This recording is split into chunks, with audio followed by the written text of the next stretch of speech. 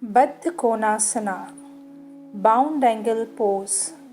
From Dandasana, fold the legs and bring the soles touching to each other. Hold your toes with your palms and bring your heels close to the groin. Thighs towards the mat and spine erect. Keep breathing while holding this pose. And after a few breaths, slowly relax your legs and come to Dandasana.